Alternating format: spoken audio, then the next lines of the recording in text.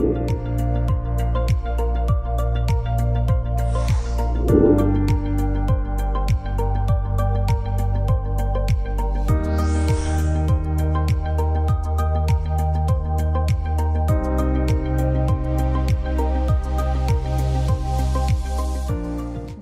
My name is Dr. Saira and I am working as a pediatric intensivist. So the topic of presentation is status asthmaticus, recognition and goal of treatment. So first I need to disclose the something. There is a faculty and speaker, CME planning committee and reviewer, moderator and any individual connected to this activity confirm that they do not have any relevant financial relationship with any commercial interest to disclose.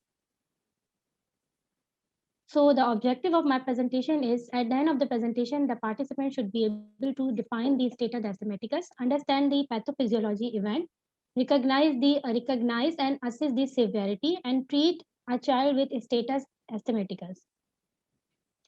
The phenotype of the asthma. The asthma is basically defined, status asthma is defined as the acute asthma exacerbation in which the bronchial obstruction is severe and continue to worse or not improve despite the institution of adequate standard therapy leading to the respiratory failure.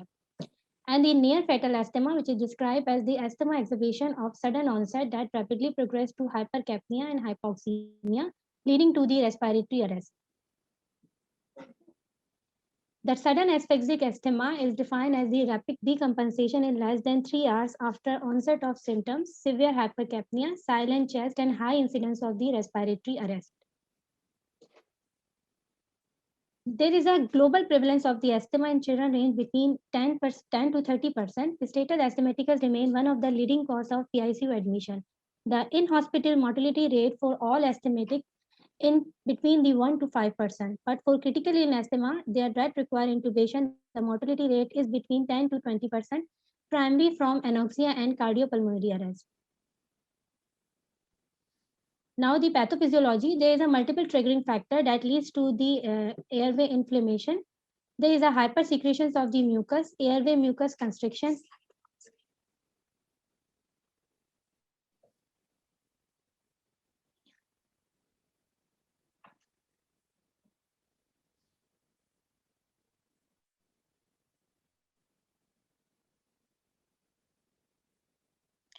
There is a airway inflammation, hypersecretions of the mucus, airway muscle constriction is swelling bronchial membranes, narrow breathing passage that leads to the wheezing, cough, shortness of breath, and tightness in the chest. There is a different lung mechanism happen during the asthma process. There is a hyperinflation and hypoxemia. There is a obstructed in hyperinflation leading to the obstructed small airway cause premature airway closure leading to air trapping and hyperinflation. And there is a second process is the hypoxemia, which lead to the gas exchange abnormalities occur between because of the ventilation perfusion mismatch, increased intrapulmonary shunting, and increased dead space, airway overdistension.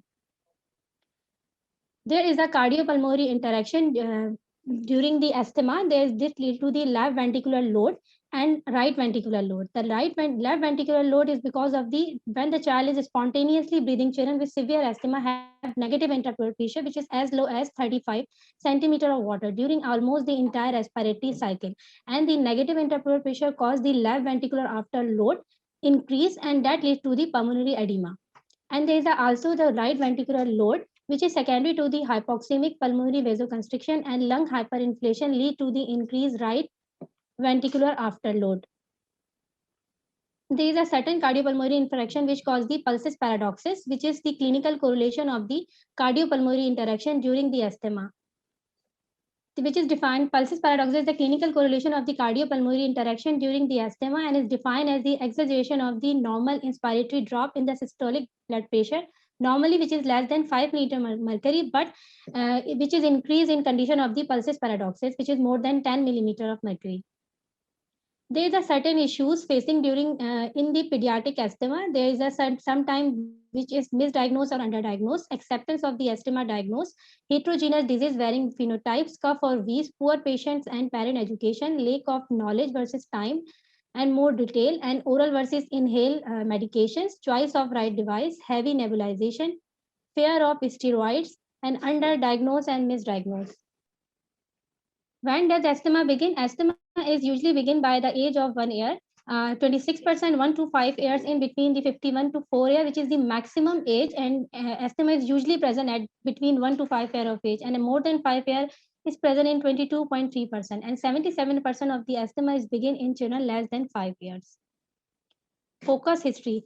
Onset of the current exhibition, frequent and severity of the daytime, nighttime symptoms, activity and limitations, frequent of the rescue bronchodilator use, current medication and allergies, potential triggers, and previous history of the systemic steroid courses, ER visit, hospitalization, intubation, or life-threatening episodes. The child present with the different presentation like cough, wheezing, increased work of breathing, anxiety, restlessness, and oxygen desaturation. The assessment should be the finding consistent with the impending respiratory failure, which include the altered level of consciousness, inability to speak, absent breath sound, central cyanosis, diaphoresis, inability to lie down, and marked pulses paradoxes. So usually we assess pediatric respiratory assessment measurement score, which is called the PRAM score, which is consists of the 5 components: suprasternal retraction, scaling muscle contraction, air entry, wheezing, and oxygen saturation. And the score is 0, 1, 2, 3. In the 0, there is a normal presentation. There is no intercostal subcostal recession, and there is no wheezing, and oxygen saturation is more than 95%. And in case when there is a decreased air entry at the basis, the score is 1, and expiratory wheeze is present, score is 1. And when both expiratory and inspiratory wheeze is present, and there is a subcostal intercostal muscle restriction, the score is 1, and the saturation is less than 92%. And when there is a absent or minimal air entry and audible without stethoscope, wheeze is audible without stethoscope, and silent chest with minimal air entry, and the score is 3. So we categorize is the mild, moderate, severe, and the impending respiratory failure. Mild is usually PRAM score is 0 to 4, and moderate is between the 5 to 8, and severe is 9 to 12, and the impending respiratory failure is between the score is plus 12, following the lethargy, cyanosis, decreasing respiratory effort on the rising PCO2s. So the assessment also include the peak expiratory flow meter. It is an objective and possibly underutilized assessment tool in the acute asthma. Peak flow meter is usually more than 70% is expected. When there is a more than 85% is usually normal. When the child is present is more than 70%, there is a mild exacerbation. And when the flow is between the 40 to 70%, there is a moderate exacerbation. And when the flow is less than 40% expected, there is a severe exacerbation, not suitable for use in children less than 6 years or in those with developmental disabilities. The chest X is not routinely indicated. Exception is when the patient is intubated or ventilated, suspected pneumothorax, suspected pneumonia, other causes for wheeze are being suspected, like foreign bodies. And in early phases, ABGs usually is not done, but in early phases, the stated asthmatica typical findings are the hypoxemia and hypocarbia with increasing inflow obstruction, and there is a hypercarbia developed. Decision to intubate should not depend on the blood gas, but on the clinical assessment. And the frequent ABGs are crucial in the ventilated asthmatica. The principle of the management include the rapid diagnosis and assessment of the severity based on clinical examination, reversal of the bronchoconstriction, assessment of response to therapy, stepping up the therapy to overcome the unresponsiveness, and monitor for complication. The our first treatment is started with the oxygen. There is a high flow oxygen must be delivered to all patients with the status asthmaticus, because the oxygen reduces the hypoxic pulmonary vasoconstriction, because oxygen is the pulmonary vasodilator and decrease the ventilator perfusion mismatch. So the keep target, the oxygen should be kept above 95%.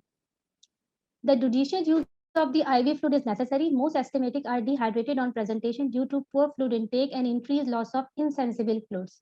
Euvolemia should be maintained. Overhydration may lead to the pulmonary edema. Antibiotic, most infection precipitating asthma are viral. Antibiotics are not routinely indicated.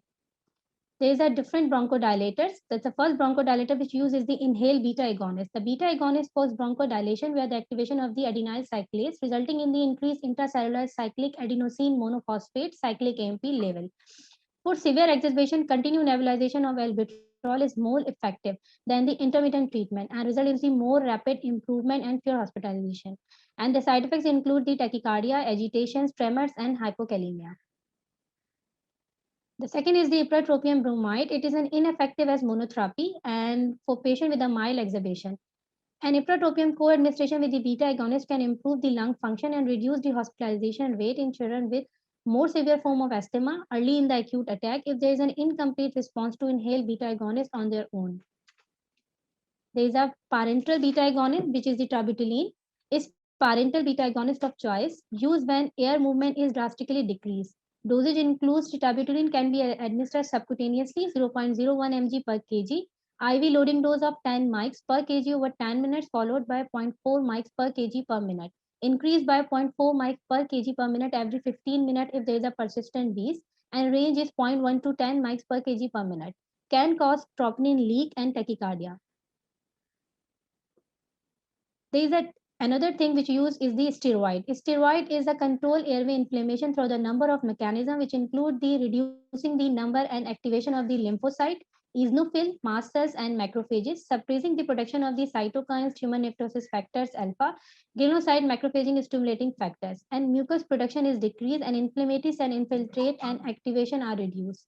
There is a different types of steroids are used, which include hydrocortisone 8 milligram per kg, then 2 mg per kg Q6 hourly, or methylpred 2 mg per kg, then 0.5 to 1 mg per kg Q6 hourly, and Dexa for mild to moderate asthma. But the potent and the 5 times more potent is the methylpred solomedrol, which is more effective as compared to the hydrocortisone and Dexa because the hydrocortisone is also has the mineralocorticoid activity.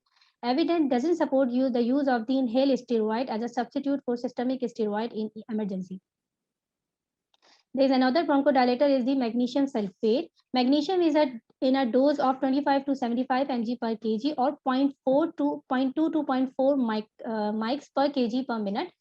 IV is safe in children. It acts by causing direct bronchodilator, decrease uptake of the calcium by bronchial smooth muscle cell, and reduce the neutrophilic burst associated with the inflammatory response. It is usually administered IV as nebulized magnesium has not been shown to be short the length of hospitalization. The dose should be administered over 30 minutes with the blood pressure monitoring because the side effect of magnesium is hypotension. There is another is the methylxanthine, which is available as the name of aminophylline. The role in the children with severe asthma remain controversial due to the narrow therapeutic range, high risk of the serious adverse effect, and use if other options have no response. Ketamine is another bronchodilator. Ketamine hydrochloride is the dissociative anesthetic agent with bronchodilator property where the blockage of N-methyl D-aspartate receptor in the smooth airway muscles. Case report described that the ketamine may stave off endotracheal intubation in selected patients, but ketamine infusion didn't show any clinical benefit in a randomized trial in the emergency department. The bronchodilator effect of ketamine make it an attractive in a patient with asthma who requires sedation and anesthesia for intubation or mechanical ventilation. Administered as an IV bolus of 1 to 2 mg per kg, followed by continuous infusion of 1 to 2 mg per kg per hour. Side effects include the siluria and hallucination. So sometimes atropine is given with ketamine. Heliox is another mixture of the helium and oxygen. It promotes the less turbulent airflow through the narrow airway. There is evidence suggests that the heliox may improve the respiratory distress and prevent the respiratory failure in children with severe obstruction, particularly when used early in the treatment course. A Cochrane review concluded that there is insufficient evidence for the use of heliox in the standard treatment of acute non-intubated asthmatic patients. There is a non-invasive ventilation in other modality used for asthmatic patients, facilitate the stanting, open the airway to enable the better ventilation oxygenation, improve the ventilation perfusion mismatch, decrease the work needed by the patient. The advantage of non-invasive ventilation are that the spontaneous breathing, especially expiration, can remain as well as there is a productive cough and swallowing mechanisms are intact. When to intubate? The absolute indication for intubation is when there is a severe hypoxia. The PO2 is less than 60 millimeter of mercury. There is a cardiopulmonary arrest. There is a severe deterioration of the mental status of the child. And there is a relative indication when there is a progressive respiratory failure and when the PCO2s are increased more than 45 millimeter of mercury. So the decision should be made on the clinical ground, not the labs workup. Why hesitate to intubate the asthmatic child? Because when there is a positive pressure ventilation, increase the risk of the barotrauma, especially pneumothorax and emphysema and hypotension. when there is a risk of the tracheal foreign body, aggravate the bronchospasm, and more than 50% morbidity and mortality during severe asthma occur during or immediately after intubation. Intubation, before intubation, the child should be properly pre-oxygenated with the 100% oxygen. Atropine may be indicated greater together with the sedative or a rapid muscle relaxant. And ketamine 1 to 2 mg per kg IV is often recommended due to its bronchodilator effect. There's a neuromuscular blockage, especially rocuronium is used, and cuff ETT is used, and consider the fluid bolus. Why? Because there is a risk of the hypotension. Immediately after intubation, there is a hypotension may be the cause by the hyperinflation of the decreased venous return of the heart, aggravated by the vasodilatory effect of the medication used during the intubation. Hypotension may be prevented by the fluid boluses given prior to the intubation. Allow long expiratory time, avoid overzealous manual breathing, consider pneumothorax, consider endotracheal tube obstruction secondary to the secretions. So how ventilate the patient with asthma? The positive pressure ventilation is complicated by the severe airway obstruction, air trapping, resulting in the hyperinflated lung, resists the further inflation and high resistant barotrauma. The principle of the mechanical ventilation of a stator asthmatic is control hypoventilation, tolerating high level of the PCO2s, which is called the permissive hypercapnia, in order to minimize the tidal volume and peak inspiratory pressure. And a longer I ratio, often greater than 1:3:4, help allow time for the optimal exhalation, facilitating ventilation and avoiding excessive further air trapping due to because the patient has the auto PEEP because of the lung hyperinflation cause the flattening of the diaphragm and thus reduce its efficiency. Reduction in the venous return to the right atrium and reduce the right ventricular preloads and increase the right ventricular afterload and worsening of the lung compliance because there is a auto PEEP is always generating a patient with asthma secondary to the air trapping.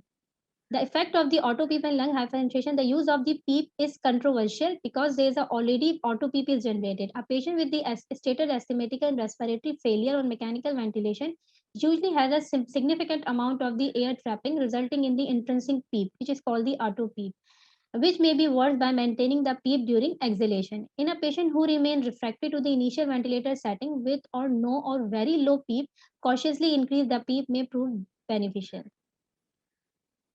So there is a different ventilator loop or ventilator waves that shows the air trapping or the auto PEEP. There is a flow time scalar or the PEEP on the flow volume scalar. So that there is a share there the auto PEEP that shows that there is a no return of the baseline. There is a inhalation is normal, but the exhalation is minimum because child is unable to expire and the expiration. So there is no return to the baseline. So the settings are the rate should be low, well below start. What is the normal for age? So the consider the rate should be low to create the permissive hypercapnia. I time it's the short I time and PEEP usually normally very high due to the high inspiratory flow. PEEP doesn't represent the alveolar pressure, not good indicator of the risk of the barotrauma. Inspiratory plateau pressure is better.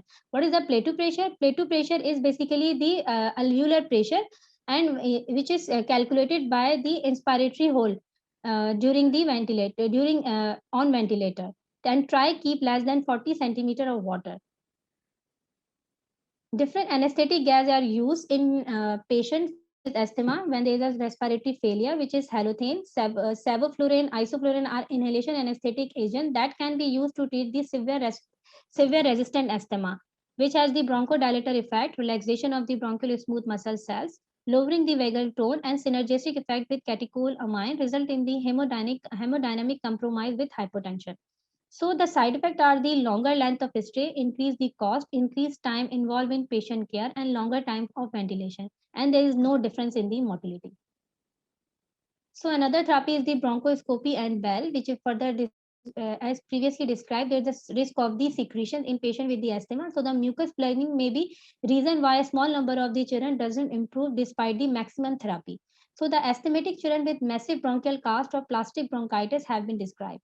Children being ventilated and whose condition is deteriorating despite maximum therapy, severe mucus plugging must be considered. And the bronchoscopy in this setting may be very dangerous. Another last modality is the extracorporeal membrane oxygenation, ECMO, which is not available in Pakistan. And this is a possible rescue therapy in the life-threatening asthma, which is the outcome in 24 adults receiving ECMO with respiratory failure are good, better compared to the adult with the respiratory failure due to other causes. And the ECMO has been used in children with a success. So this is the a diagrammatic picture that shows that describe the summary of the presentation. When there is acute severe asthma, first apply the oxygen, beta agonist plus the ipratropium bromide, and third one is the steroid. And if there is a no improvement, give the IV of magnesium sulfate. If no improvement, ICU admission for the IV salbutamol or the terbutaline. If there is no improvement, there is an intubation plus ventilation, add ketamine for sedation, and use muscle relaxant. When there is an improvement, duration of 1 hour treatment or follow next step, so there is a risk of the resolve the danger sign or the allergic, counsel parents for the different types of allergies, and there is a long-term treatment for controller versus reliever. So the summary of the presentation is the aggressive initial treatment with inhaled beta agonist, steroid, and anticholinergic is warranted. IV magnesium sulfate and IV administration of the beta agonist should be considered in patient failing to respond to the above treatment. Endotracheal intubation and mechanical ventilation is indicated for patients with the cardiorespiratory arrest, refractory hypoxia, and hypercarbia. Thank you.